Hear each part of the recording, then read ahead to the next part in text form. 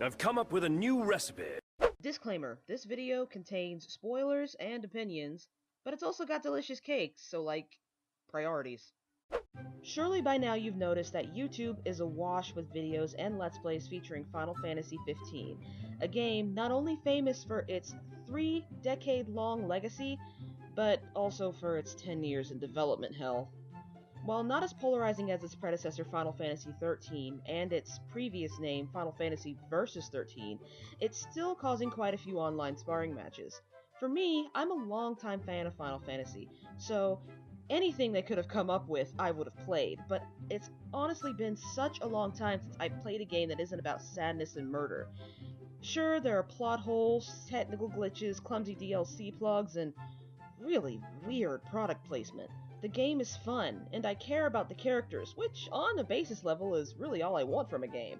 In spite of that, this game can be on point, and when it is, it kills with laser accuracy.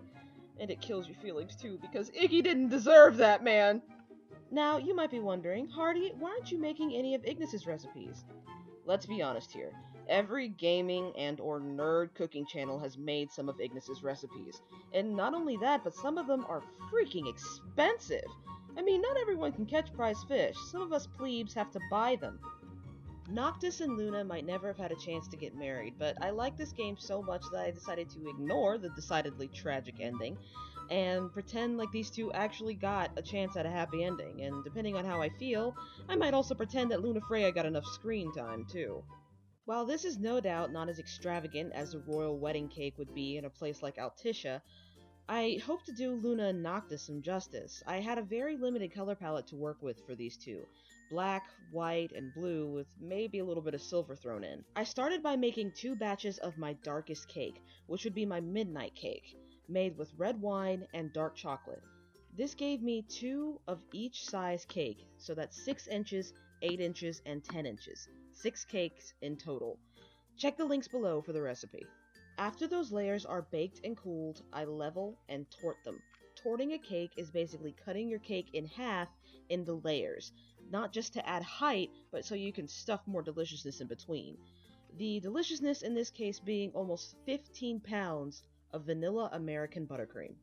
Before I fill each layer, I brush them with simple syrup. Check out my Science of Simple Syrup video in the link below. After filling each layer, I apply what's called a crumb coat to each cake. Once you chill the crumb coat, all the crumbs get trapped in there and they don't show in your buttercream. Even though we're using fondant, it's important to use the crumb coat so the cake looks crisp and clean when you slice it. After the crumb coat is hardened, I added a second layer of buttercream. Be sure to make your second layer of buttercream as smooth as possible. Fondant does not like lumps and bumps. Since black is the color of the Lucian monarchy, I decided to use that color as the base for each tier. Since my bottom tier is going to have mostly drapes, I went ahead and added the silver ribbon on the bottom. The second tier is my tribute to the Regalia. You guys have no idea how much I love that car. I quilted this layer like the back of a really expensive car seat. To make it look like leather, I added stitching detail and painted it with a mix of clear piping gel, clear alcohol, and black gel food coloring. For the top tier, I wanted something pearlized because holy particle effects, Batman. Even though the fondant got messed up in the fridge, I went ahead and painted the entire tier to give it the same look as the title screen of the game. I wanted the embellishments on this cake to be all about Lady Lunafreya, so I wanted white fondant drapes all over this cake. I brushed them all with just a little bit of silver luster dust, and I made at least 9 of them, including some that just hang down off of the cake. To get all these fondant drapes on the cake, I applied food glue, which is really just clear piping gel and water, to each end. I worked from the bottom up, doweling all the cakes as I go. Multi-tiered cakes need dowels, or they will eventually collapse, especially after 1 to 2 days.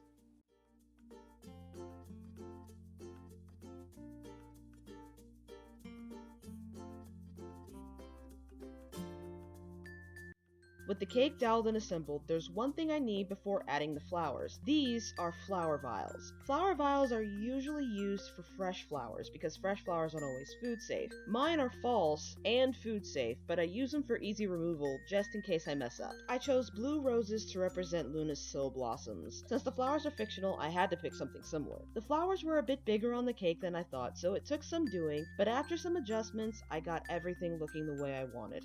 Flawed or not, I love playing Final Fantasy 15 and all it has to offer, and I'm more than happy to make this cake as if I were making it for the wedding itself. Now we can all eat this cake and cry over our favorite characters.